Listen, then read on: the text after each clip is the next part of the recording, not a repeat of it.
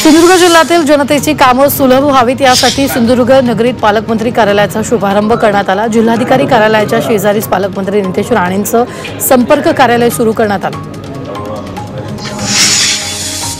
मुख्यमंत्री उपमुख्यमंत्र्यांपैकी एकानं वाशिमचं पालकमंत्री पद स्वीकारावं अशी मागणी काँग्रेस आमदार अमित झणक यांनी केली।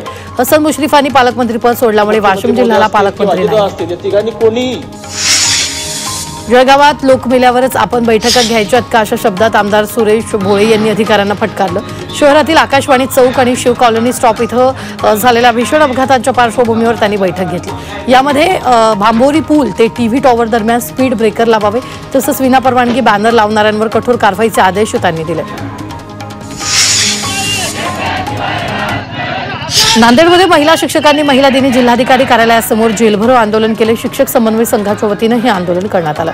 खासगी शाळांमधील वर्गांना वाढीव टप्पा द्यावा आणि आर्थिक तरतूद करावी या मागणीसाठी शिक्षक आक्रमक झाले। चंद्रपूर जिल्ह्यातील मुलं शहराजवळ वाघाच्या हल्ल्यात दोघांचा मृत्यू झाला। कोसंबी नाला परिसरात बकऱ्या चरण्यासाठी घेऊन गेलेल्या पशुपालकावर वाघानं हल्ला केला तर कालही एका मेंढपाळाचा वाघाच्या हल्ल्यात मृत्यू झाला। त्यामुळे परिसरात भीतीचं वातावरण निर्माण झालंय। अकोल्यातील कालवाडी रस्त्यावरील नाला पुलाला एका दिवसातच तडे गेलेत। हा पूल महिनाभराआधी बनवला असून काल हा पूल वाहतुकीसाठी खुला केला, मात्र पुलाला एका दिवसातच तडे गेल्याने निकृष्ट बांधकामाची चौकशी करण्याची मागणी केली। सोलापूर विद्यापीठानं राष्ट्रीय युवा महोत्सवात इतिहास रचलाय। सोलापूर विद्यापीठानं पहिल्यांदा 5 पारितोषिकं मिळवले। देशातील 8 विभागातून जिंकलेल्या 122 विद्यापीठाचे संघ या राष्ट्रीय महोत्सवात सहभागी झाले। तीच ढाल, तीच तलवार, तीच जबाबदारी आता तुला घ्यायची आहे, शेळी नको मला आता तुझ्यात वाघीण बघायची असं विधान गुलाबराव पाटील यांनी जळगावात महिला दिनानिमित्त केलं। महिला अत्याचाराच्या वाढत्या घटनांसंदर्भात त्यांनी बाळासाहेब ठाकरे यांच्या वक्तव्याची आठवण करून दिली आहे। तर महिलांनी संकटाशी संघर्ष करण्याची मानसिकता ठेवणं काळाची गरज असल्याचंही त्यांनी म्हटलंय। जागतिक महिला दिनानिमित्त इंदापुरात उमेद अंतर्गत कर्ज वितरण मेळावा पार पडला। मंत्री दत्तात्रय भरणे यांच्या हस्ते 121 बचत गटांना 5 कोटी रुपयांचं कर्ज वितरित करण्यात आलं। मंत्री दत्तात्रय भरणे यांच्या हस्ते या धनादेशाचं वितरण करण्यात आलं। भंडाऱ्यात महिला दिनानिमित्त समर्थ महाविद्यालयातर्फे निखाडे परिवाराचा सत्कार करण्यात आला। मृत आईचं अवयव दान केल्यामुळे त्यांचा सत्कार केला। लाखणीच्या पिंपळगाव खेळी या गावातील गोपिका निखाडे या महिलेचा गावी जाताना अपघात झाला होता, मात्र उपचारादरम्यान डॉक्टरांनी त्यांना ब्रेन डेड घोषित केलं। त्यानंतर परिवारानं आईचं अवयव दान केलं असून समाजात आदर्श निर्माण केला। जागतिक महिला दिनाच्या निमित्तानं चंद्रपुरात पोलीस विभागाच्या वतीनं महिला पोलीस कर्मचाऱ्यांसाठी वैद्यकीय तपासणी शिबिराचं आयोजन करण्यात आलं आणि या शिबिराला महिला कर्मचाऱ्यांचा मोठा प्रतिसाद लाभला। दरम्यान कर्करोग आणि हृदयरोग या विशेष समस्यांच्या निदानावर अधिक भर देण्यात आला।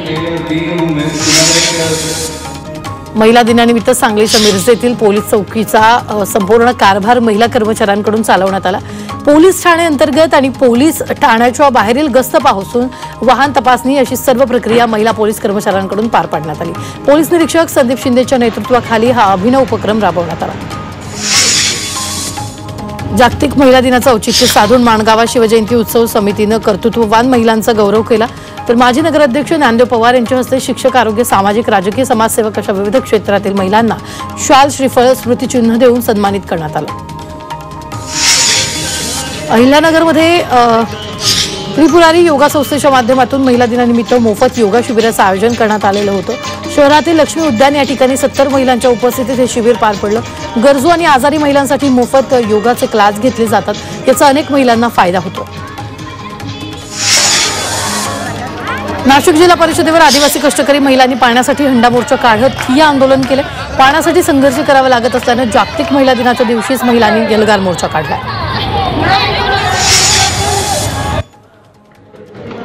सोलापुरात घुसखोरी करणाऱ्या बांगलादेशी विरोधात भाजप आक्रमक झाली। सोलापूर शहराचे पोलीस आयुक्त एम राजकुमार यांना भाजप शहर पदाधिकाऱ्यांनी निवेदन देत कारवाई करण्याची मागणी केली आहे। तर बांगलादेशींना आश्रय देणाऱ्यांविरोधातही कारवाई करण्याची मागणी करण्यात आली आहे। परभणीच्या जिंतूरमध्ये संतोष देशमुखांच्या हत्येच्या निषेधार्थ बंदची हाक देण्यात आली होती। जिंतूरवासियांनी शहरातून दुचाकी रॅली काढत या घटनेचा निषेध व्यक्त केला। यावेळी तहसीलदारांना निवेदन देऊन आरोपींना फाशी देण्याची मागणी करण्यात आली। करमाळा तालुक्यातील जेऊरमध्ये बंद पाळण्यात आलाय। संतोष देशमुख हत्या प्रकरणातील आरोपींना फाशीची शिक्षा देण्याच्या मागणीसाठी बंद पाळण्यात आला। तसंच आरोपींना पाठीशी घालणाऱ्या राजकीय नेत्यांवर कारवाई करण्याची मागणी यावेळी करण्यात आली।